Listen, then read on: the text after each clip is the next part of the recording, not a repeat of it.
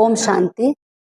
14 मई 2026 के बाप दादा के मधुर महावाक्य हैं। मीठे बच्चे, जैसे बाबा प्यार का सागर है, उनके जैसा प्यार दुनिया में कोई कर नहीं सकता। ऐसे तुम बच्चे भी बाप समान बनो। किसी को रंज नाराज मत करो। आज का प्रश्न है, किस प्रकार के ख्यालात विचार चलते रहें तो खुशी का पारा चढ़ा रहेगा। उत्तर है, अभी हम ज्ञान रत्नों से अपनी झोली भर रहे हैं, फिर यह खानियां आदि सब भरपूर हो जाएंगी। वहां सतयुग में हम सोने के महल बनाएंगे। हमारा यह ब्राह्मण कुल उत्तम कुल है। हम सच्ची सच्ची सत्यनारायण की कथा, अमर कथा सुनते और सुनाते हैं। ऐसे ऐसे ख्यालात चलते रहें तो खुशी का पारा चढ़ा रहेगा। ओम शांति। बच्चे बाप की याद में बैठे हैं। यह श्रीमत अर्थात श्रेष्ठ ते श्रेष्ठ मत मिलती है। याद की यात्रा बहुत मीठी है। बच्चे नंबरवार पुरुषार्थ अनुसार जानते हैं कि जितना बाप को याद करेंगे उतना बाबा स्वीट लगेगा। सैक्रीन है ना, एक बाप ही प्यार करते हैं, बाकी तो सब मार देते हैं। दुनिया सारी एक दो को ठुकराती है। बाप प्यार करते हैं, उनको सिर्फ तुम बच्चों ने जाना है। बाप कहते हैं, मैं जो हूँ जैसा हूँ, जितना बड़ा हूँ, बताओ हमारा बाप कितना बड़ा है। तो कहते हैं बिंदी है, और तो कोई जानते नहीं, और तो कोई जानते नहीं कि बाबा बिंदी है। बच्चे भी घड़ी घड़ी भूल जाते हैं। बिंदी होने के नाते बच्चे भी बाप को घड़ी घड़ी भूल जाते हैं। कहते हैं भक्ति मार्ग में तो बड़े बड़े चित्रों की पूजा करते थे, अब बिंदी को कैसे याद करें। बिंदी बिंदी को ही याद करेगी ना। आत्मा जानती है हम बिंदी हैं, हमारा बाप भी ऐसे है। आत्मा ही प्रेसिडेंट है, आत्मा ही नौकर है, पार्ट आत्मा ही बजाती है। बाप है सबसे स्वीट। सब याद करते हैं, हे पतित पावन, दुख हरता सुख करता आओ। अब तुम बच्चों को यह निश्चय है, हम जिसको बिंदी कहते हैं वह बहुत सूक्ष्म है, परंतु महिमा कितनी भारी है। भल महिमा गाते भी हैं, ज्ञान का सागर, शांति का सागर, प्रेम का सागर, सुख का सागर, परंतु समझते नहीं वह कैसे आकर सुख देते हैं। मीठे मीठे चिल्ड्रन हर एक समझ सकते हैं कौन कौन कितना श्रीमत पर चलते हैं। श्रीमत मिलती है सर्विस करने के लिए। बहुत मनुष्य बीमार रोगी हैं, बहुत हैं जो हेल्दी भी। भारतवासी जानते हैं सतयुग में आयु बहुत बड़ी, एवरेज 125 वर्ष 150 वर्ष की थी। हर एक अपनी फुल आयु पूरी करते हैं। यह तो बिल्कुल ही छी दुनिया है, जो बाकी थोड़ा समय ही है। मनुष्य बड़ी बड़ी धर्मशालाएं आदि अभी तक बनाते रहते हैं, जानते नहीं है यह बाकी कितना समय होगी। मंदिर आदि बनाते हैं, लाखों रुपए खर्च करते हैं, उनकी आयु बाकी कितना समय होगी तुम जानते हो। यह तो टूटे की टूटे। तुमको बाबा मकान आदि बनाने के लिए कभी मना नहीं करते। तुम अपने ही घर में एक कमरे में हॉस्पिटल कम यूनिवर्सिटी बनाओ। बिगर कोई खर्च हेल्थ वेल्थ हैप्पीनेस 21 जन्मों के लिए लेना है। इस नॉलेज से यह भी समझाया है तुमको सुख बहुत मिलता है। जब तमो प्रधान बने तब जास्ती दुख होता है। जितना जितना तमो प्रधान बनते जाएंगे उतना दुनिया में दुख अशांति बढ़ती जाएगी। मनुष्य बहुत दुखी होंगे, फिर जय जयकार हो जाएगी। तुम बच्चों ने जो विनाश दिव्य दृष्टि से देखा है सो फिर प्रैक्टिकल में देखना है। स्थापना का साक्षात्कार भी बहुतों ने किया है। छोटी बच्चियां बहुत साक्षात्कार करती थी, ज्ञान कुछ भी नहीं था। पुरानी दुनिया का विनाश भी जरूर होना है। तुम बच्चे जानते हो बाप ही आकर स्वर्ग का वर्षा देते हैं, परंतु बच्चों को फिर भी पुरुषार्थ करना है ऊंच पद पाने का। तुम बच्चों को बाप बैठ यह सब बातें समझाते हैं। वह थोड़े ही जानते हैं कि बाकी थोड़ा समय है। बाप कहते हैं मैं हूँ दाता, मैं तुमको देने आया हूँ। मनुष्य कहते हैं पतित पावन आओ, आकर हमको पावन बनाओ। बाप कहते हैं पहले तुम कितने समझदार थे, सतो प्रधान थे, अभी तो तमो प्रधान बन पड़े हो। तुम्हारी बुद्धि में भी अब आया है। आगे थोड़े ही समझते थे कि हम विश्व पर राज्य करते थे। तुम विश्व के मालिक थे, फिर जरूर बनेंगे। हिस्ट्री ज्योग्राफी रिपीट होगी। बाप ने समझाया है 5000 वर्ष पहले मैं आया था, तुमको स्वर्ग का मालिक बनाया था। तुमको स्वर्ग का मालिक बनाया था, फिर तुम 84 जन्मों की सीढ़ी उतरते हो। यह विस्तार कोई भी शास्त्र में नहीं है। शिव बाबा ने कोई शास्त्र आदि पढ़ा है क्या? उनको तो ज्ञान की अथॉरिटी कहा जाता है। वो लोग भी शास्त्र आदि पढ़कर शास्त्रों की अथॉरिटी बनते हैं। वह भी तो गाते हैं पतित पावन आओ, गंगा स्नान करने जाते हैं। वास्तव में यह भक्ति है ही गृहस्थियों के लिए। बाप बैठ समझाते हैं, उनको भी पता नहीं कि सदगति दाता कौन है।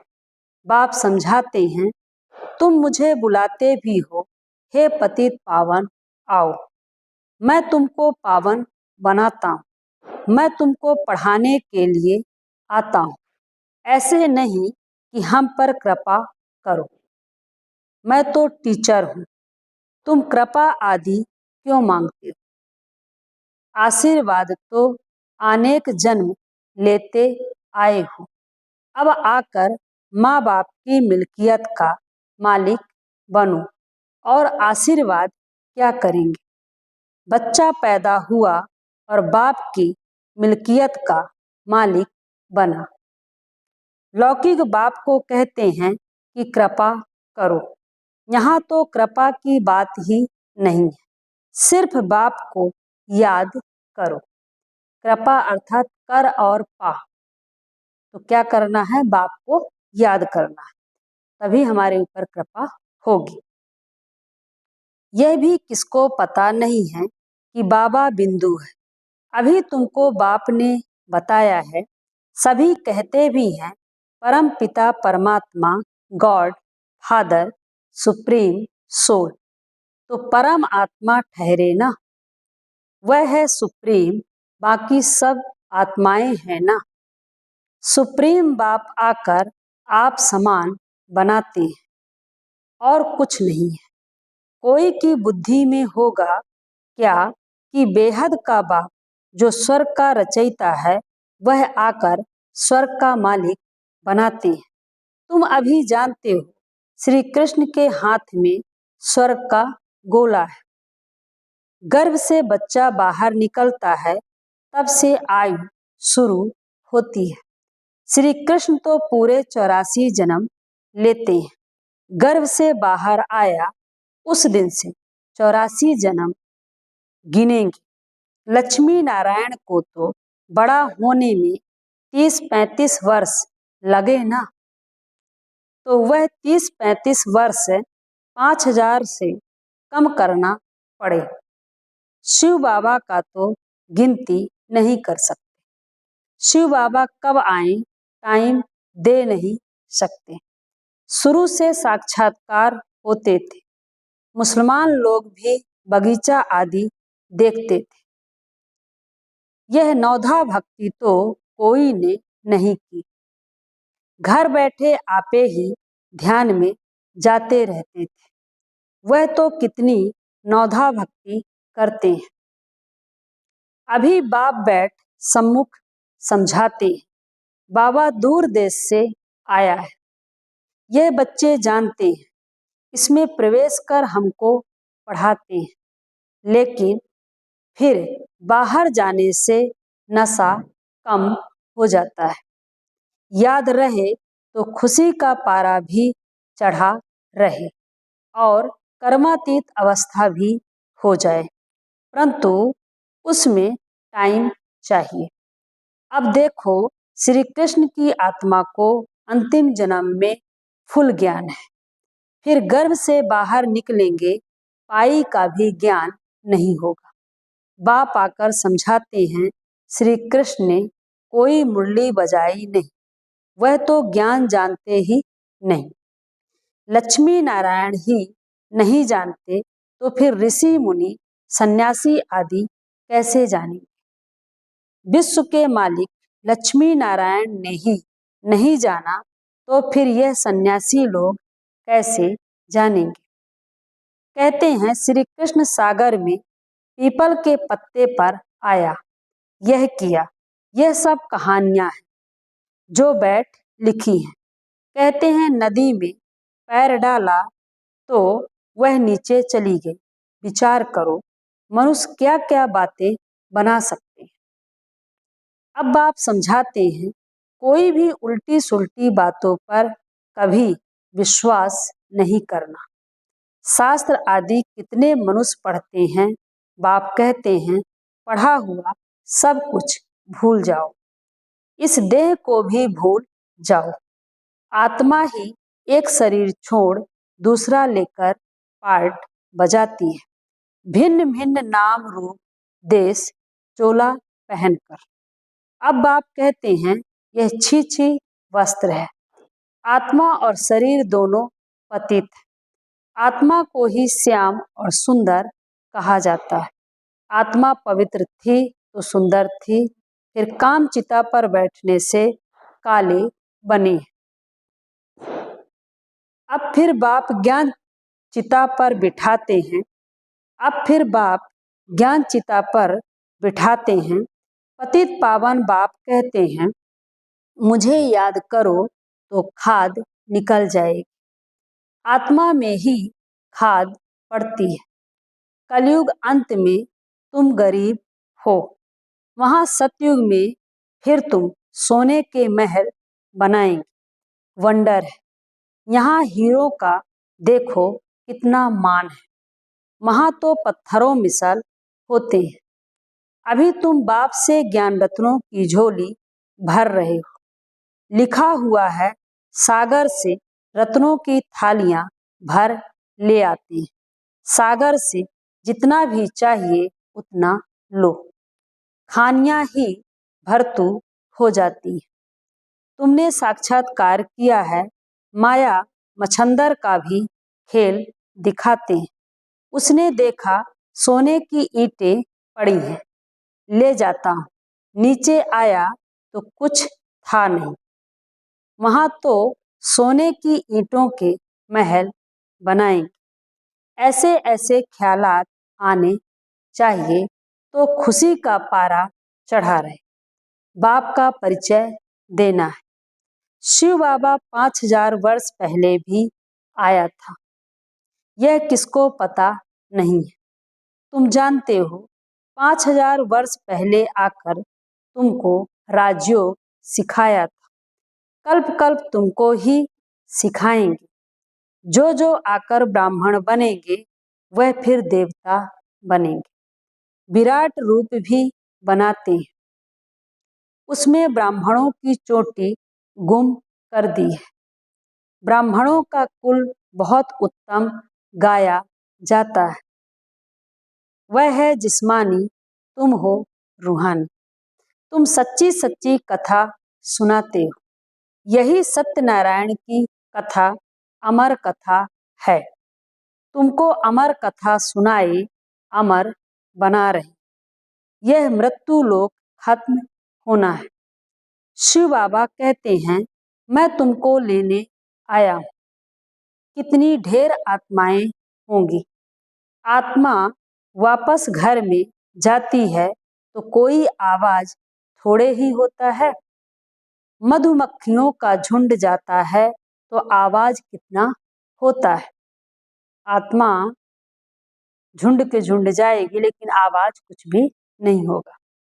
रानी के पिछाड़ी मधुमक्खियां सब भागती हैं, उनकी आपस में कितनी एकता है।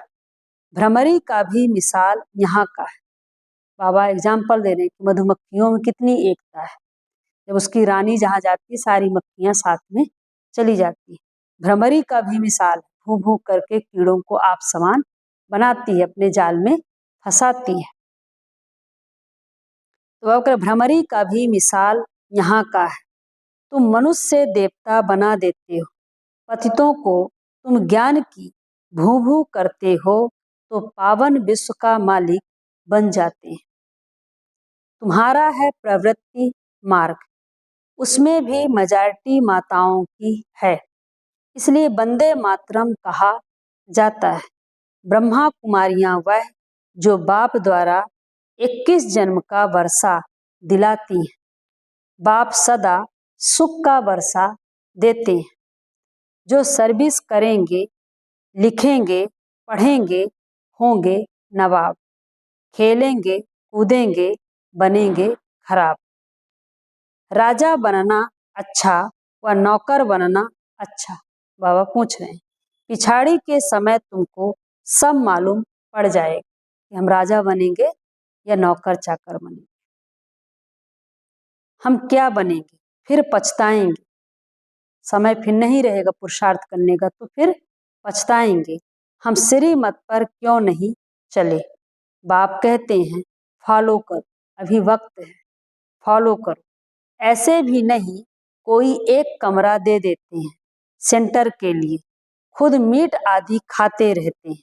वह पुण्य आत्मा, वह पाप आत्मा, फिर आश्रम नहीं रहेगा। घर में स्वर्ग बनाते हैं तो खुद भी स्वर्ग में होने चाहिए ना। सिर्फ आशीर्वाद पर नहीं ठहरना है, पुरुषार्थ करना है। ये नहीं कि कमरा दे दिए बस हो गया, आशीर्वाद से चलता रहे, नहीं, पुरुषार्थ करना है। बाप को याद करना है, पवित्र बनाकर ही साथ ले जाएंगे। तुमको तो बहुत खुशी रहनी चाहिए, कितनी भारी लॉटरी है। बाप को जितना याद करेंगे उतना विकर्म विनाश होंगे। बाप जितना प्यार दुनिया में कोई कर नहीं सकता। उनको कहा ही जाता है प्यार का सागर। तुम भी ऐसे प्यार के सागर बनो। अगर किसको दुख दिया, रंज नाराज किया तो रंज होकर मरेंगे। यह कोई बाबा श्राप नहीं देते हैं, समझाते हैं। बाबा श्राप नहीं देते, समझाते हैं कि दुख दोगे तो दुखी होके मरोगे, इसलिए बाप समान प्यार का सागर बनो। बाबा कह रहे हैं कि बाबा समझाते हैं सुख दो तो सुखी होंगे, सबको प्यार करो। बाबा भी प्यार का सागर है। अच्छा, मीठे मीठे सिक लधे बच्चों प्रति माता पिता बाप दादा का याद प्यार और गुड मॉर्निंग। रूहानी बाप की रूहानी बच्चों को नमस्ते। हम रूहानी बच्चों के रूहानी माता पिता बाप दादा को याद प्यार, गुड मॉर्निंग, नमस्ते नमस्ते नमस्ते बाप दादा, थैंक यू बाबा, शुक्रिया बाबा, शुक्रिया। धारणा के लिए मुख्य सार है। फर्स्ट पॉइंट है, किसी भी उल्टी सुल्टी बात पर विश्वास नहीं करना है। जो भी उल्टा पढ़ा है उसे भूल अशरीरी बनने का अभ्यास करना है। सेकंड पॉइंट है, सिर्फ आशीर्वाद पर नहीं चलना है, स्वयं को पवित्र बनाना है। बाप को हर कदम में फॉलो करना है, किसी को भी दुख नहीं देना है, नाराज नहीं करना है। वरदान है, सच्ची लगन के आधार पर और संग तोड़ एक संग जोड़ने वाले संपूर्ण वफादार भव।